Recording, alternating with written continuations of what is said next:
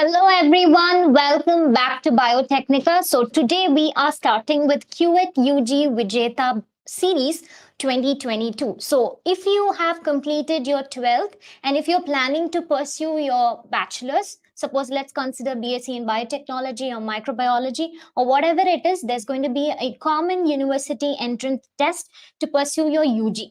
So there's going to be certain syllabus which is actually given. So we are going to come every day 6 to 7 p.m.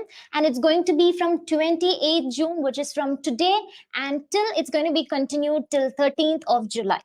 And if you have any such kind of questions, you can come over, ask for any questions in the live chat box. If you have any more questions of QET UG, you can also just put your comments in the comment sections. Yes.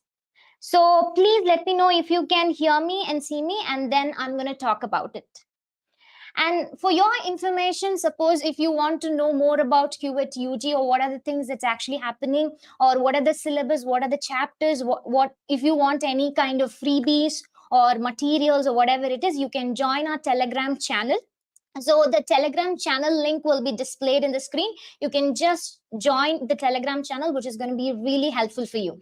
And you can also join our Biotecnika app, which you can download it from the Play Store, and you are going to be benefited based on all the updates regarding your QET UG. And you will also be notified what are the scenarios that's going to happen based on this QET UG. Okay.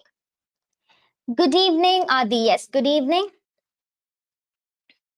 So today I'm going to deal with a very important topic, which is sexual reproduction in flowering plants, which is a very simple topic. So I'm going to deal with double fertilization of angiosperms. So let's start the session. And if you can hear me, some of you can just reply. And if you have any more questions, you can put your questions in the live chat.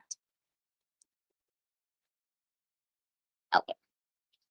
So let's start the session. The first is going to be sexual reproduction in flowering plants. So first I'm going to talk about something called as angiosperms. So there are two things we already know, which is going to be gymnosperms, and another one is going to be angiosperms. Angiosperms are otherwise called as flowering plants. Yes. So this is called as flowering plants. And usually any flowering plants will undergo sexual reproduction. Yes. Sexual reproduction. So what is this sexual reproduction? We already know about what is sexual reproduction.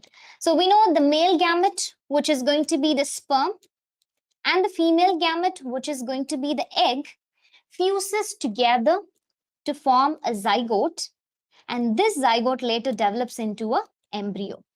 So in this chapter, we are going to deal with all the flowering plants, which is otherwise called as angiosperms. How are they going to perform reproduction sexually with the fusion of male and female gamete, or we can say fertilization, or we can call it syngamy. Okay. So all flowering plants, angiosperms, which performs sexual reproduction. Inflorescence, yes. How is the arrangement of flowers on the plant? That we are going to see. And finally, we know whenever a plant is actually going to perform sexual reproduction, the ultimate product is going to be always a fruit and a seed. And we know fruit comes from ovary and seed comes from ovule. So this we are going to deal in detail about it. And we know that flowering plants are helpful for many important purposes. So let's talk about the floral structure of any flowers. So the first thing we have to understand is what is a male reproductive part, the female reproductive part, what is a whorl, what is a single one in detail. Okay, so let me draw everything for you. So let's suppose take this is going to be the thalamus. So this is going to be the thalamus. It is otherwise called as receptacle, or we can say pedicel also. Pedicel. Okay.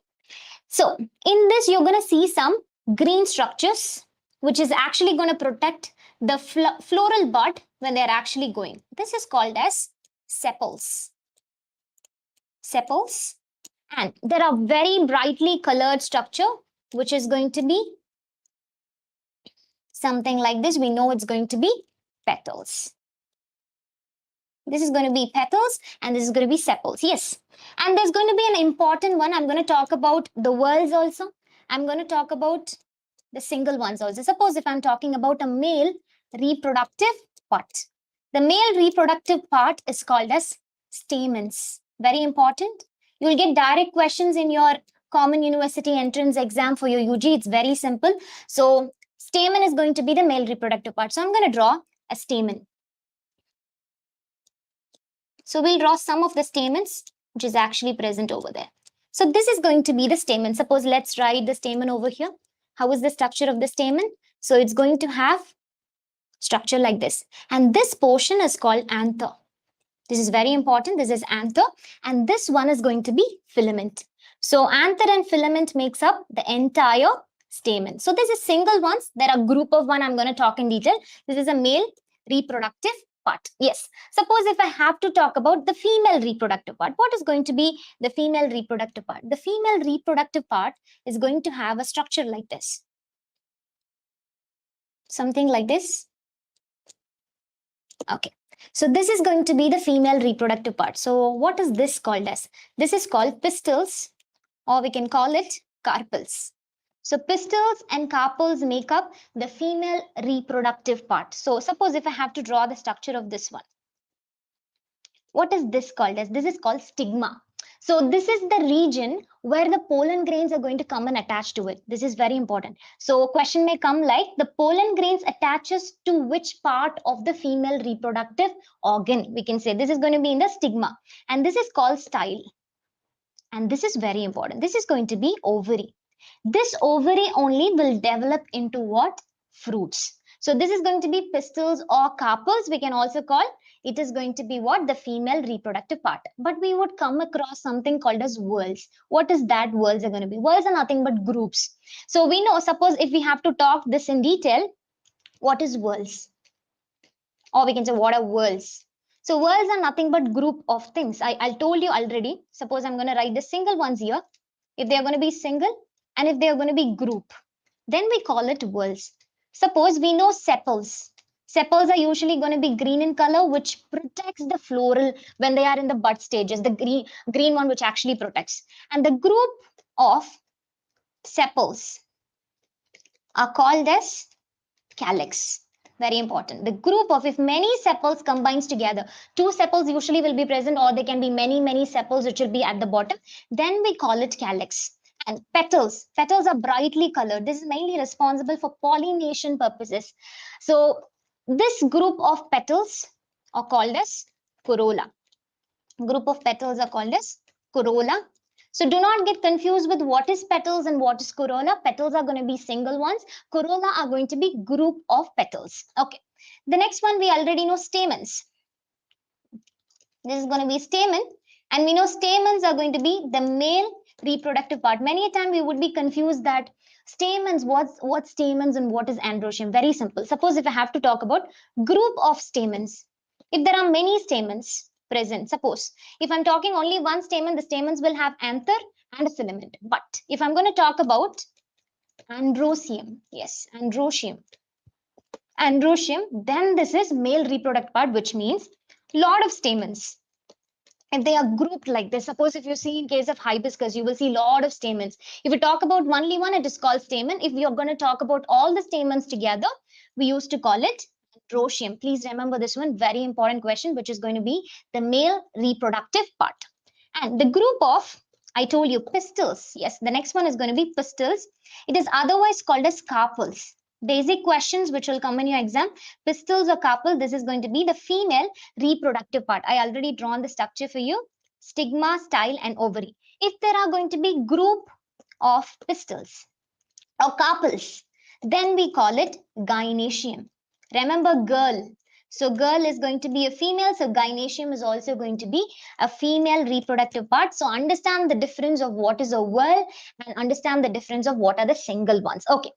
Suppose if I have to talk about out of all these whorls like calyx, corolla, androecium, and gynoecium, which is going to be the essential whorl, which is going to be the accessory whorl. Accessory means something which actually helps.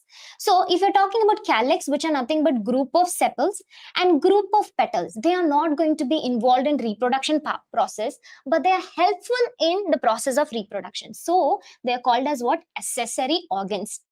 Essential whorls. Essential whorl, we already know we need a male reproductive part which actually produces a sperm, and the female reproductive part which is going to produce the egg. So this is going to be essential whorls. So you should remember essential whorls are going to be androecium and gynoecium, whereas the accessory ones are going to be calyx and corolla. As I already told you, calyx is for protection of flower and corolla is mainly responsible for the attraction of the insects to come over for pollination purposes. Yes. Okay, we already talked about inflorescence. Yes. Now we are moving on to the male reproductive part. Yes. So what is going to be the male reproductive part? Suppose if we have to talk about that. So I already told you it's going to be stamens. I already told you stamens. What does this stamen actually has? So this is an important question. Suppose if you're talking about stamens, stamens are going to have a structure like this, something like this. And I told you this structure is called as anther. And a long slender portion is going to be filament. And if you're going to talk about this one, this filament can be attached either to the thalamus or it can also be attached to a petals. So remember, the filaments are attached either to the thalamus or to the petals, we can say. So based on that, the filament's structure actually varies actually. Okay, suppose if you're talking about anther, very important. Anther is going to be two lobes. Suppose if you're seeing like this. So this is one lobe. This is another lobe. So it is going to be bilobe structure. Very important. They are made up of two lobes which are going to be bilobe. And every lobe is going to have two thecas. So they are called as dithecous. So dithecous, and they're going to be two lobes. Each lobe is going to have one theca. Okay. The number and the length of stamen. The stamen sometimes can be longer, one can be shorter, so it is variable. And I'm going to talk about some important differences of what is going to be a microsporangia or sporangium and a pollen grain or a pollen sac in detail. And you can see this image which is given over here. It's the structure of complete anther. Sometimes if you're going to see anthers are going to be fixed at the bottom. Filaments are actually attached at the base of it. And then we call that anther as basifixed anthers. Basifixed anther means, which means the filament is attached to the base of the anther, that is going to be basifixed. If I'm going to talk about adennate anthers means they used to come in between. The anthers will not be attached at the bottom. It will be coming from the top till the bottom. And this is called adennate anthers. The next one is going to be dorsy. Dorsy means something which is behind. So what will happen? Suppose this is going to be the lobe. The stamen, or we can say the filament, actually comes behind. That is going to be dorsifixed anthers. Versatile anthers are the most important characteristic feature of wind pollinations. It will be like this. So they will have a structure like this and the filament will be attached at the bottom. So this is the structure of anther, but I'm going to take you to the complete internal structure of anther. Let's talk about it. Very important concept. First, we are going to talk about male reproductive part.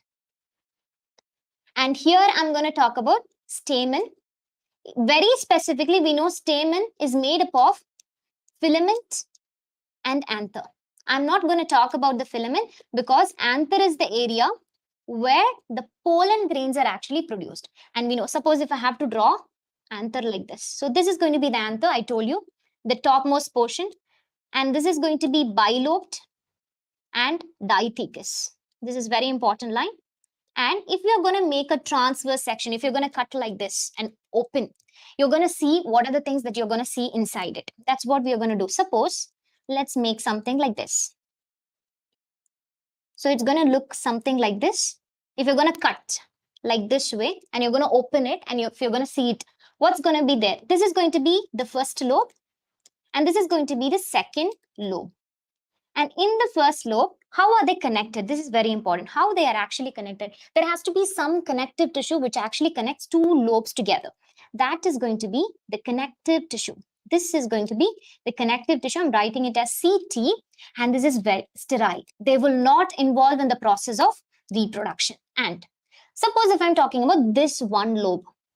In one lobe, I told you there are going to be two sac-like structure. It is not pollen sac. I'm not talking about pollen sac. This is called as each one of them. Suppose if I'm going to talk about only this one, it is called microsporangium. Sporangium means singular ones. If I'm going to talk about all the four microsporangium, plural form, we used to call it microsporangia. Microsporangia is plural, but I'll be talking about only one microsporangium. So there are 4 microsporangia present in 2 lobes. So what is going to be present inside? I'm going to talk about the anther walls. This is very important. This area is called as what? This area is called anther wall. This wall is very important. Without this wall, there's not going to be dehiscence at all. So let's talk about what is that wall actually made up of. Okay. So let's draw all the walls and let's talk in detail. So let me draw microsporangium, 4 microsporangium, 2 microsporangium. I'll tell you when it is called a microsporangium and when it is called a pollen sac. Now, I'm considering this anther is young stage. It is in a young stage. So what is going to be present? Inside, there are a lot of cells which are tightly packed. Very important. There are a lot of cells which are very compactly packed. And these cells are called as, so many cells combines together, they make up a tissue. So we call it as sporogenous tissue, and tissue is made up of cells. So what are those cells going to be? Sporogenous cells, or we can call it archisporial cells. This cell is the one which is actually going to give what? Microspore mother cell or pollen mother cell. We'll talk in detail. So we are talking about stamen. In the stamen, we are talking about the topmost portion with this anther. And when you're going to cut that and see, you're going to see 4 microsporangium.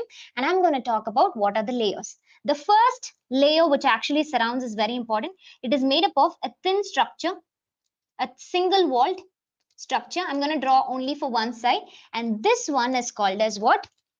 Epithelium. Epi means something which is out. So the outermost one is made up of only one layer, single one. So it is called as epithelium. And the innermost one, very important, the innermost are actually radially arranged. They are actually arranged like this. They are radially arranged like this. And they are also going to be a single layer parenchyma cells, radially arranged, like rectangular form they are arranged. And in between them, very important point. Suppose the first layer we know it's going to be epithelium. And the second one is going to be, we are talking about anther walls. The wall of the anther is made up of, this is very important. The outermost one is epithelium and the second one is endothecium. I'm talking about endothecium. This is radially arranged, very important point. They have callose thickening. What is this callose? Callose are nothing but they are carbohydrates.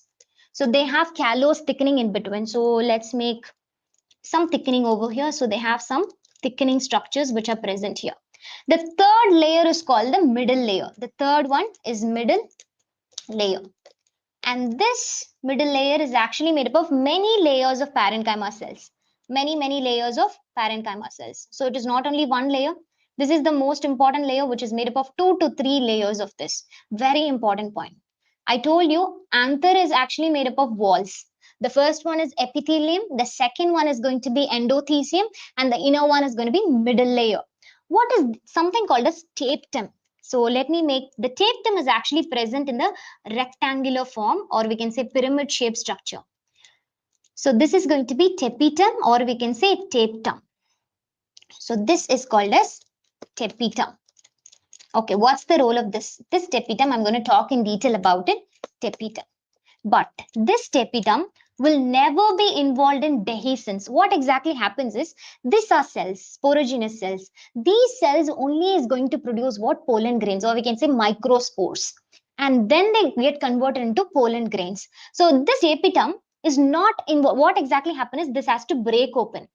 Then only they'll come out, right? That process is called dehiscence. Dehiscence, breaking of this one, then only whatever the pollen grain which is formed will come out of it. But only the first 3 layer, which means epithelium, endothecium, and the middle layer, are involved in the process of dehiscence, or dehiscence, breaking of the anther, so that the pollen grains will come out. But tapetum will not be involved in this process. Tapetums do not have that much role in it. Okay, suppose if I have to talk about what exactly happened. This I'm talking when the anther is in the young stage. But we know that the plant will also undergo growth and all those things. So what exactly will happen is, as the anther is growing, let's take a situation. The next situation, now the anther is actually developing. Now the anther actually develops into a mature one. Let's talk about mature one.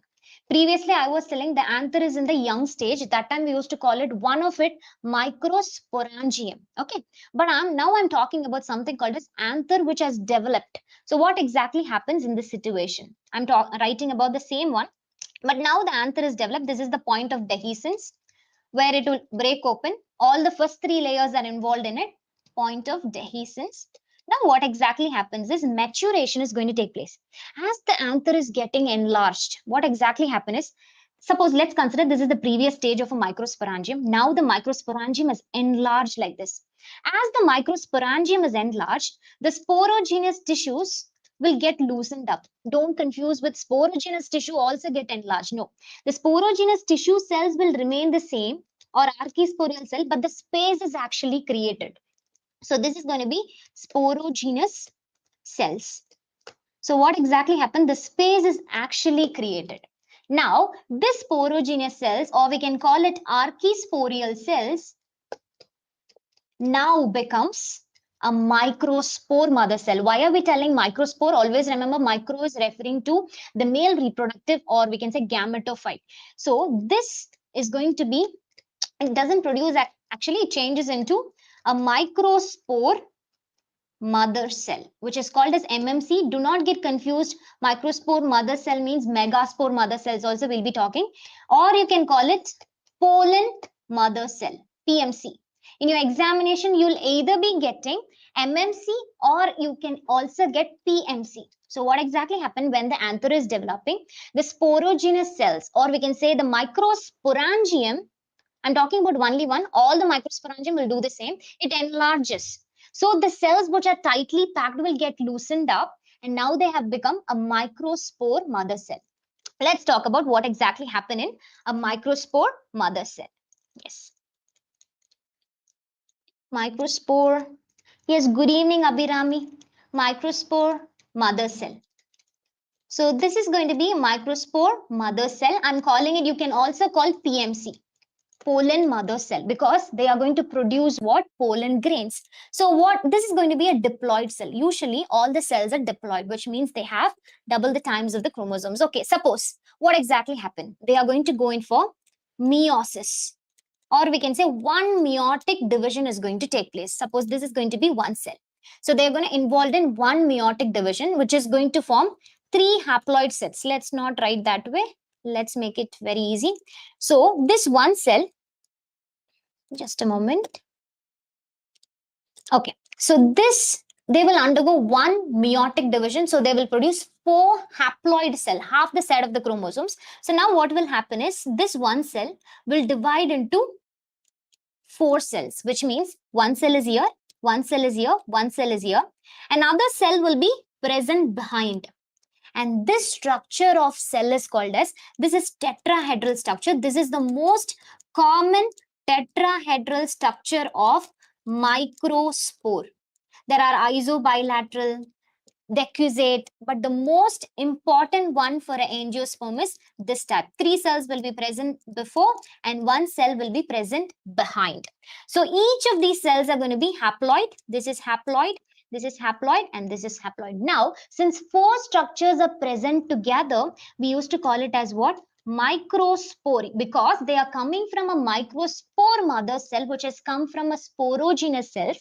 We are calling it as microspore tetrad, which are bound together. Very important. They're bound together. And very important, there is an important role of tapetum here. I told you tapetum is the fourth layer. And this tapetum is the nourishment layer. I'll be very specifically talking about it. Is going to give you nourishment to the microspore, because microspores should develop, right? Nourishment to microspore, or we can say growing microspore. This is one of the role. Another important thing, tapetum produces something called callasis. It's not callosis. Callosis we have seen in case of endothecium, which is the second layer.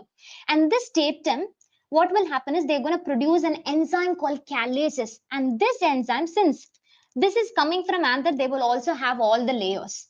So they are going to break the callosis, which is present in the second layer, by producing callasis. Now what will happen? This microspore tetrad will become what?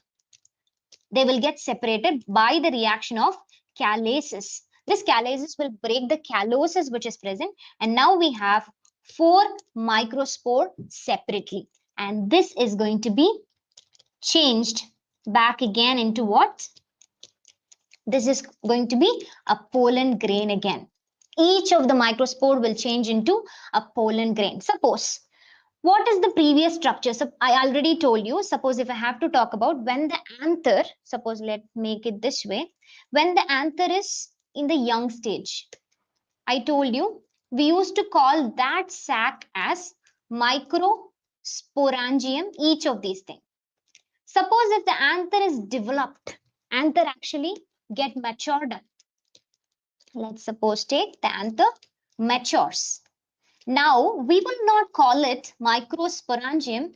Now we will call it pollen sac. So understand the difference. What is microsporangium?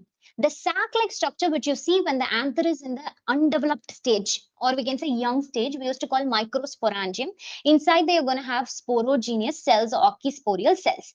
But when the anther becomes mature, the microsporangium enlarges, and now we call this microsporangium, which is enlarged, as pollen sac. And now the sporogenous cells will get converted into PMC, and this PMC will form, PMC is going to be diploid, and this forms a microspore, which is going to be haploid. 4 microspores will be formed because one meiosis is going to take place, and each of them will develop into a pollen grain. Yes.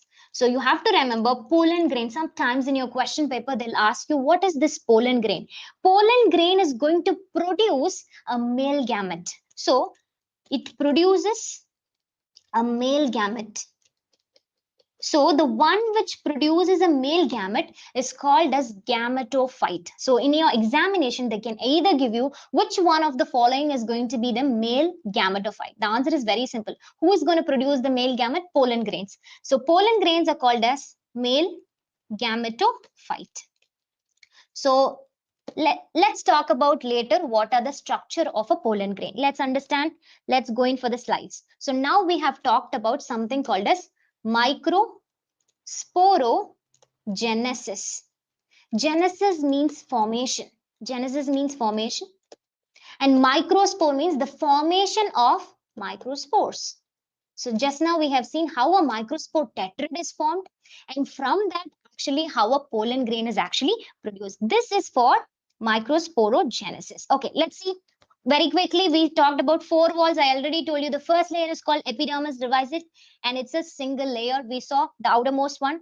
Endothecium, second layer, radially arranged, and they are very compact, I told you. And alpha cellulosic fibers, very simple, it's nothing but callosis.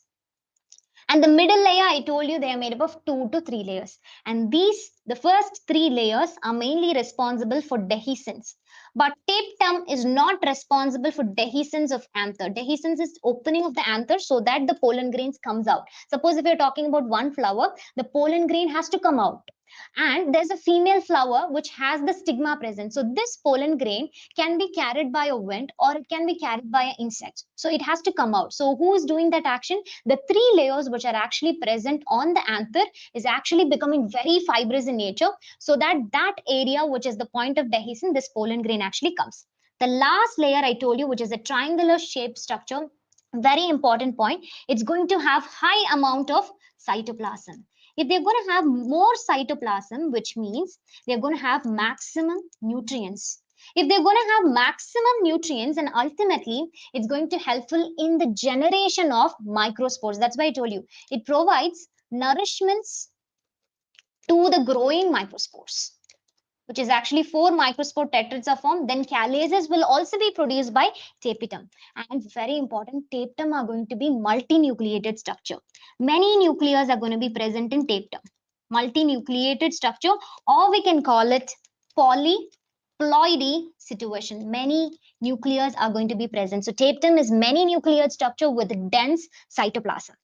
Okay, this is very important for examination point of view when it comes to CUET UG. Yes, tapetum can be 2 types. One is going to be secretory tapetum, which is the 4th layer, and or we can call it glandular. Glandular means glands, which means which usually secrete something. And the second one is going to be amoeboid or plasmodial. I told you tapetum is going to helpful for nourishment. But which tapetum is responsible? Amoeboid tapetum is actually going to provide nourishment. And I told you some are going to produce something called as callaces. Okay, so tapetum is going to be secretory. So what they'll secrete? Callaces. This callaces is an enzyme which breaks the calloses, which is actually present in the microspore tetrad, because the tetrad microspores are going to be haploid and they are bound together. They have to be separated and then only they become what? A pollen grain. That is actually done by tapetum. But which tapetum is going to do? Secretory tapetum. Amoeboidal tapetum is mainly responsible for providing nourishments. That's all. And apart from that, tapetum also, secretory tapetum also produces something called as pollen kit. Yes, if you're going to touch a hibiscus, green portion, some or we can say yellow color part, which will be there, right? That's going to be the pollen kit. Who's going to produce it? It's going to be tapetum. Another important thing, they're going to produce something called Ubesh bodies. It's an architecture. I told you a microspore change into a pollen grain. But the pollen grain structure is actually decided by who? The tapetum. So which tapetum? Secretory tapetum. They're going to produce a very important material which is going to be sporopollenins. This is the most resistant organic material that you see in the entire world. It's very hardest. So who's going to produce it? It's going to be produced by the tapetum. And that's why pollen grains, when they have been carried by a wind in a desert or it's carried by any insects, it is actually protecting the male gametes inside it, because I told you pollen grain is a male gametophyte, which means which produce a male gamete. The male gamete has to be protected. So what is going to be present? The outer layer is made up of exines, and this exine is going to have sporopollen. So please remember, tapetum is going to be secretory also, amoeboidal also. So if they are going to be secretory, they secrete something called Ubesh bodies, pollen kits, and also callases.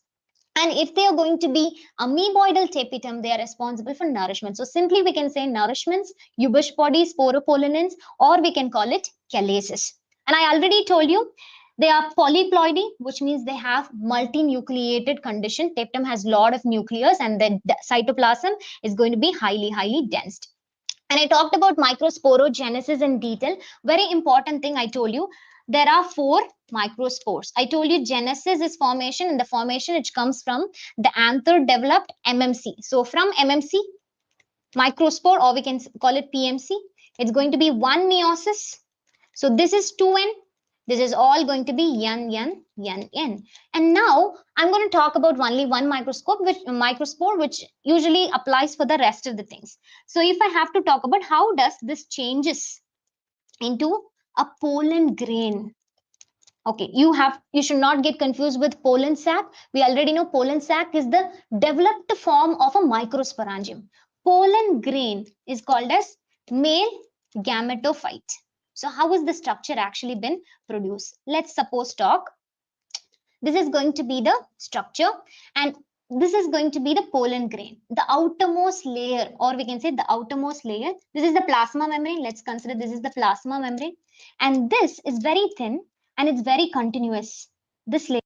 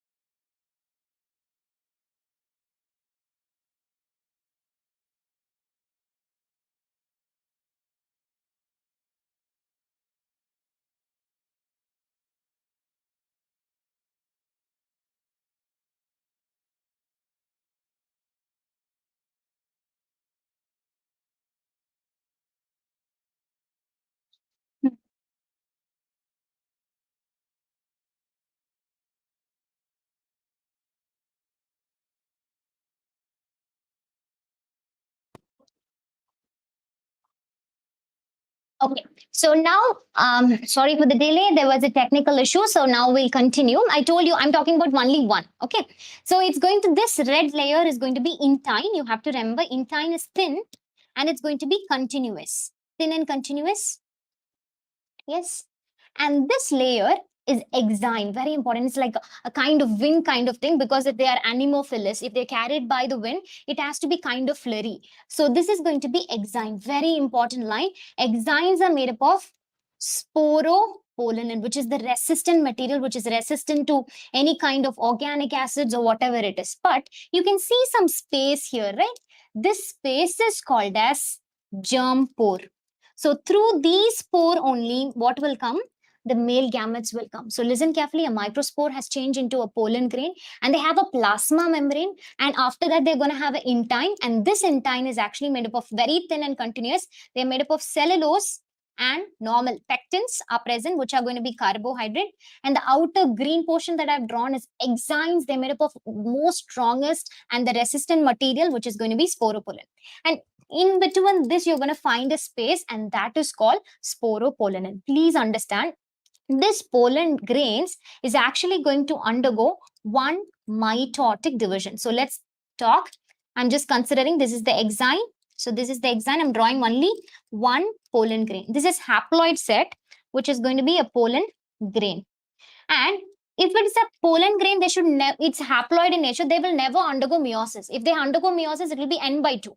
So what they'll do, they'll undergo only mitosis. They'll undergo, which is equational division. Now, what will happen is, so this is the plasma membrane, and outside intines are present, which are continuous, and this is the exines. This is the germ pore I told you. Now they're going to divide into two cells. So two nucleus will be formed, and one cell is going to float like this, and one cell is actually present like this, and they have a cytoplasm present. And this cell is called generative cell. And it is also going to be haploid. Please don't get confused. It's going to be diploid. And this cell, which is actually present here, is called vegetative cell or tube cell. This vegetative cell is the one which is going to form what? Which is again going to be haploid. They form pollen tube, and generative cells form male gametes, which are nothing but sperms, male gametes. So since the pollen grain is producing a male gamete, two male gametes usually. So since the pollen grain is producing a male gamete, now we can call it as what? A male gametophyte. So now we have done with the microsporogenesis. Now I'm going to talk about, we'll talk about Megasporogenesis. I'm going to talk about, okay, there's a male flower, or in the same flower it's happening. Now the pollen grain is ready, which means the male gamete producing one is ready, but the female part also should be ready. So what is going to be the female reproductive part? We already know pistils and carpus, which are going to have a stigma, style, and ovary. This is the stigma, style, and ovary. Inside the ovary only, we are going to see what? Ovules. So ovary changes into fruit, and ovule changes into a seed. It changes into a seed. Suppose if there is only one pistil like this, then we call it mono. And we can call it pistil or carpel. So it is called monocarpellary. Suppose if there are many pistils like this arrangement, then we call it multicarpellary. You can see. Suppose if all of them are fused like this, then we call it syns, S-Y-N. Syn is something which are fused. If all the pistils are fused together, we used to call it syncarpus. Important question. If they are free like this, then we call it apocarpus. Carpels or pistils. So remember, if one monocarpellary, if many multicarpellary, if they are together, we call it syncarpus. If they are free, then we used to call it apocarpus. Okay, I'm directly going to go in for the ovaries. Inside ovaries, what is going to be present? And the ovule that you see in case of angiosperm is going to be anatrophous. Anatrophous ovule, very important question. Anatrophous ovule, this is going to be the inverted ovule. Inverted ovule. And what is megasporangium? I told you microsporangium is a sac-like structure that you see in male part. Mega is something related to female. So megasporangium is going to be ovule. Very simple. I'm going to draw the diagram and we'll see what's going to happen inside it. So let's draw. This is the ovary. So which means this is the stigma. This is the style and this is the ovary. So I'm drawing this structure. Inside this ovary, ovules will be present. So let's consider this is the ovary. So this is going to be ovary. And the ovary is actually attached to a structure like this. And I told you what type of ovule you have to remember for angiosperms. It is anotrophous ovule, which means they are megasporangium, where the megaspores are actually going to produce. So who is going to be the megasporangium? Ovules. And the stalk, which actually connects this is called as, this cushion-like portion is called placenta. So placenta is the area where this structure, stalk-like structure which comes, this is called as funicle. This is funicle. And then there's coming a body-like structure. This is called as the body. This is the body. And I told you it is inverted ovule, which is not like this, which is actually like this. So what exactly happened? There are two integuments. And then there is another two integuments. So they are, this ovule, you have to remember the ovule is anotrophous and they're going to be bitegmic. Bitegmic ovule. Very important question for your examination, anotrophous, bitegmic. And this area, it is inverted, is called chalaza. Very important, this is chalaza. And this opening is called as micropyle. This, when you're going to draw anything, this structure is important. The basal portion, this is the base actually. The base means which is inverted, so that's going to be the base, chalaza, and this is going to be the micropyle. And there are a lot of cells which are actually present inside it. This is ovule. And these cells are called as nucellus. This is called as nucellus. And the connection here between this funicle and the body, this connection is called as hilum. So inside the ovary, you're going to see an ovule. That ovule is called as megasporangium, which means ovule is the one which is going to produce megaspores. And this megaspore is the one which is going to produce what? Egg. So we are going to talk about it. So there's a nucellus. And always remember, suppose I'm talking about this nucellus. The nucellus which is present near the micropyle region are the one which change into what? Megaspore mother cell. So let's talk about it, how it is actually produced, and then we'll go in for the complete structure of it. So we are going to talk how a megaspore is actually produced. This process is called as genesis is formation. So megaspore formation. So where it is actually produced, terminologies are very important. Megasporangium. In your examination, they can give you megasporangium or they can give you ovule. They can also give you ovule. So remember, if they ask you ovule or megasporangium, just make sure to write this answer. So megaspore formation, which is going to be haploid. Megaspores are also haploid. Microspores are also going to be haploid. So inside the ovule, I talked about something called as nucellus. Nucellus' main purpose is to give nourishments actually. So what exactly happens is this nucellus, if I have to talk about, which is present near the micropyle region. Micropyle is the apex. Chalaza is the base because they are inverted. So one of the nucellus is going to change into, very important, megaspore mother cell. Previously in microsporogenesis, I told you, one of the sporogenous cells which is diploid is changing into what? Pollen mother cell or microspore mother cell. This is diploid. And now I told you they are going to undergo what? Meiosis. One meiotic division. And now they are going to form linear type. I told you previous cases they formed a tetrahedral microspores. Here they are forming a linear megaspore. So this megaspore is also going to be what? Haploid. But in case of males, I told you, we can say microspores are tetrahedral shape. And what exactly happened? Tapetum releases calyces and they're getting separated and they change into pollen grain, each of them. But in this case, all of them are going to be haploid only, all are haploid. This is called megaspores. Now, what exactly happened is, the first three, which is towards the chalaza region, will degenerate. Important one, the one which is present, the first three will degenerate. Suppose if I have to draw this one here, the first, let me write chalaza here, the micropyle here. The first three microspores will degenerate. So first three degenerates and the last one alone survives. So this is going to be the megaspore, only one. But in case of microspore male, we didn't see like that. This is going to be haploid set. Now, this megaspore, changes into what? Egg. I'm going to talk about this one. So I told you, now can I call this megaspores? I'm going to talk very specifically in detail. It's going to go in for division. What division? It is haploid. It should never undergo meiosis. It should undergo mitosis. But how many mitosis is going to take place? 3 karyokinesis. Karyo means nucleus. Kinesis means formations. So what exactly, or production we can say. Now, one karyokinesis, what will happen? One nucleus divides into 2 nucleus. Now, the second karyokinesis is going to take place. This 2 nucleus will again form 4 nucleus. Yes. Now, the third karyokinesis, no cytoplasmic division. Only nucleus are dividing. Now, 4 will get converted into 8. So now how many? 4, 5, 6, 7, 8 nucleus are formed. So after forming 8 nucleus, then they will undergo cytokinesis. Cytokinesis. Now what exactly happens is, please make sure to write chalaza at the top. It's inverted ovule, which is megasporangine. This is micropyle. So what exactly happens is, 3 of them, 3 nucleus will go to the chalaza region and they will form cells like this. And 2 of them will be present. They will not form any cytoplasm there. And one of the large cell will be present here. And 2 cells are going to be present here, this side and this side. So I'm going to draw this structure is called as what? Embryo sac. And who is producing female gamete? Embryo sac. So now I will call this embryo sac as what? Female gametophyte, which means they are the one which produces what? Yes, which is going to be the egg. So what are these structures going to be? Let's talk in detail. Okay, I'm going to draw the entire embryo sac. Just understand this in detail. So embryo sac. Finally, we have an embryo sac.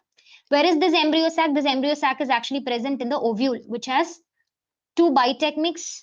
So they have 2, and this is going to be chalasa and this is going to be micropyle. So what exactly happened? There are 3 cells which is actually formed. These 3 cells are called as antipodals. What's the role of antipodal? They are also responsible for providing nourishments. So these are 3 antipodals, all are going to be haploid, and 2 polar nuclei. They do not have cytoplasm, 2 polar nuclei. And beneath you're going to see a very large cell, and this is our going to be egg, which is haploid. And beside this, there are going to be 2 cells, and these 2 cells are called as synergids. And under the synergids, you can see some finger-like projections are actually present like this. And this structure is called filiform apparatus. What's the role of filiform apparatus? This filiform apparatus is the one which guides the pollen tube to come. I'm going to talk about in the detail. So this is going to be the embryo sac, and the production of an embryo sac which contains egg from the megaspore mother cell is called as Megasporogenesis. So what exactly we have seen? We have seen in case of Microsporogenesis for male reproductive part, this is going to be for the female reproductive parts. Let's consider in one flower, the pollen grain is ready. Or we can take in another flower, one pollen grain is ready.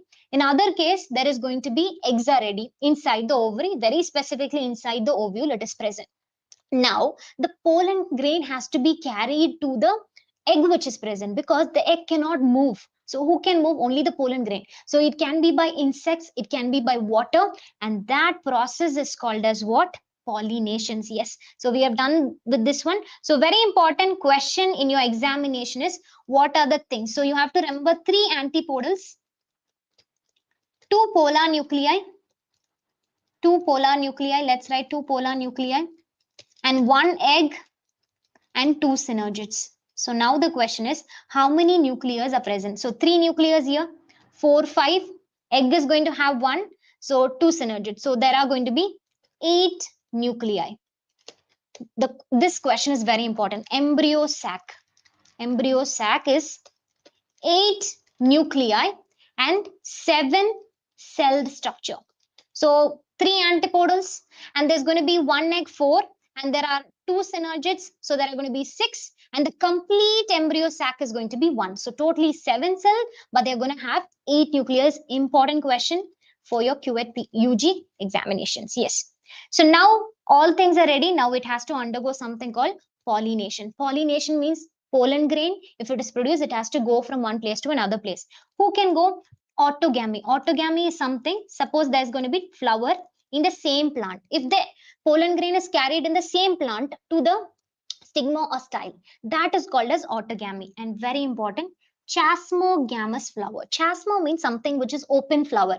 Suppose I'm talking about one flower. In one flower, they're going to have the, we can say they're going to have a stamen. On top, they have anther. And in another one, what they have a stigma, style, and ovary. So what exactly happened? The flower is open, so it is chasmogamous. If the fertilization, if the pollen grain is going to go into the same flower which is present in the same plant, which is genetically similar, we call autogamous, chasmogamous flower. Suppose if the flower is closed, sometimes if you have observed, the flowers are actually closed completely, which means the male reproductive part is also there, female reproductive part is also there. So there is no need of any kind of reagent. This pollen grains will just tap on the stigma. So it is also going to be auto. Auto is self. So the pollination can take place within themselves. That is autogamy. Okay. Geitonogamy. Yes, geitonogamy. Suppose let's take, this is one plant. So this is one plant. And this is going to be one flower. This is one flower. And there's another flower which is actually present. Let's take, this is going to be another flower. And let's consider this is a male flower and this is going to be a female flower. So male flower produces pollen grain and the female flower has egg inside it. Now, if the pollen grain falls on top of it, what will happen? Same plant, but they are going to be what? Two flowers present. That condition is called as geitonogamy. The next one is xenogamy. Xenogamy means different plants. So this is one plant. Suppose xeno is something different. So one plant here and there's going to be another plant here. So this has one flower. This is another flower. Two different plants, xenogamy, geitonogamy, same plant, different flowers. That is going to be this. Now, we are going to talk about if pollination is taking place, what will happen in the fertilization. I'm going to do this one and we'll finish off the session. Okay. Let's suppose there's a pollen grain readily available. This pollen grain is actually going to be carried by pollination, transferring pollination. So this is coming from one plant. Let's suppose pollen grain is coming from one plant. And I'm just considering insect is going to carry income, which is entomophily. If it's water, hydrophily. And now there's a female part. This is the female part. This is a flower. Inside the flower, there's going to be the female part. This is stigma. This is style. And this is going to be ovary. Now, what exactly happened? Now, suppose let's consider the wind is coming and bringing this pollen grains here. Now, the pollen grains has come here. Now, the stigma will recognize whether the pollen grains can go inside or not. We know that a pollen grain is going to have two cells. One is vegetative cell, one is generative cell. Both are haploid. Generative cells now produces two male gametes. Now, they will produce two male gametes, which are again haploid. Usually in two cell stage only, angiosperms will go. Vegetative cells forms what? They are going to form a pollen tube. Now what will happen is the stigma is going to produce this area, which is a receptor. They will produce some chemicals like sugars and waters. And now the pollen grain will be recognized. Only when the recognition is done, what will happen? The pollen grain germinates. And it is going to form what? Yes, it is going to form, very important. It's going to form a pollen tube. Now they form a pollen tube, something like this. It forms a pollen tube. So inside the pollen tube, what will happen? There are two male gametes. Very specifically, let's write two male gametes. This is the male gamete. This is one male gamete. This is another male gamete is going to come. And I already told you this is ovary. Inside they are going to have ovule. So two integuments are present here. Two integuments are present. And inside there is going to be, I told you, embryo sac is present. This is embryo sac. Inside the embryo sac, the egg is actually present. Just now we have seen. Now what exactly happens? This pollen tube will come and enter inside it. And very important thing is going to happen at this stage. Now the pollen grain is actually bringing two male gametes and it's actually coming through the micropyle region and that is called porogamy. Let's consider what is going to happen inside the embryo sac. Let me write it and then we'll finish off. So here it's going to be one egg cell. This is egg cell. Here only the male gamete has to go. This is synergids. These are synergids, two synergids. And there are going to be two polar nuclei. And there are three antipodals. One over here, one over here, one over here. And I told you what's the role of antipodals. Now the antipodals will degenerate as what exactly happened. Now the pollen tube comes over here. Who is going to direct this pollen tube? Very important. This synergid is going to have some filiform apparatus. So what will happen is the synergid, one of the synergid, any one of the synergid begins to degenerate. So that degenerating filiform, suppose let's consider this is the one which is degenerating. This filiform will help the pollen tube to go inside. And I told you this pollen tube is bringing what? A male gamete, two male gametes. Now what will happen? This will come over here and one will fuse with the egg. So let's consider this is egg and this is one male gamete. And another, what exactly happened? Another male gamete will come over here and it will fuse with this one. So what's going to happen? I'm going to write a very important thing. You have to make sure one male gamete, the first male gamete is going to fuse, which is haploid, fuses with the egg, which is yen. And now what they will form? They form a zygote. And this zygote is diploid. And this will generate into embryo based on monocot or dicot. And this process is called as what? Fertilization, or we call it syngamy. Syn is fusion. So fertilization. Another thing is the second male gamete. Suppose let's consider this is the second male gamete. This comes in, this is fusing with polar nuclei. Second male gamete fuses with polar nuclei. Now polar nuclei is two nucleus, 2n, this is en. And now this is going to form something called primary endosperm nucleus, which is triploid. And this is called as triple fusion. Okay, now fertilization is also taking, triple fusion is also taking. So two fertilization is happening. So this is called as what? Double fertilization. So double fertilization we have done. Today, I told you we are going to finish off this. So double fertilization, you have to remember, one is going to be fertilization. Second one is going to be triple fusion. So in fertilization, what happened? Male gamete, sperm, or we can say male gamete, which is haploid, fuses with egg, forms zygote, which develop into an embryo. And the second one I told you, second one is going to be triple fusion. So in triple fusion, what exactly happens? One of the male gamete, the second male gamete, we can say male gamete fuses with two polar nuclei. This polar nuclei is going to be diploid, and this is haploid. So it forms primary endosperm nucleus, which will generate into endosperm. And this endosperm is the one which actually give nourishments to the growing embryo. So today's class, what we have done with all the important process that actually takes place over here. So I'm going to finish off with few questions and then we'll end the session for today. So today we were talking about microsporogenesis, how a microspore is formed, how a megaspore is formed, and finally we were talking about all these things. So let's solve some questions and we'll end the session. So the first important thing, which of the following represent a male reproductive structure? Very simple. I told you gynoecium. Remember, girl, it's going to be gynoecium. So androecium is the answer for this question. Okay. The next one, the long slender stalk of stamen. I told you this is anther and this is filament. So answer is going to be filament. Yes.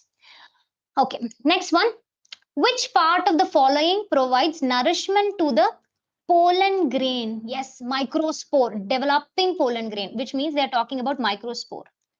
What's the answer? Yes, the answer is going to be what? Yes, the answer is tapetum. I told you tapetum is the one which gives nourishments to the growing one. Final question we'll finish off. In a young anther, I told you it's not developed one. Which type of tissue occupies the center of one microsporangium? What is it? Sporogenous tissues, or we can call it sporogenous cells or archisporial cells. So the answer is very simple, which is going to be option A. The developed form of microsporangia, what is it called as? Developed form. Microsporangia changes into what? I told you when an anther is developed, it is called as pollen sac. Microsporangia are called pollen sac.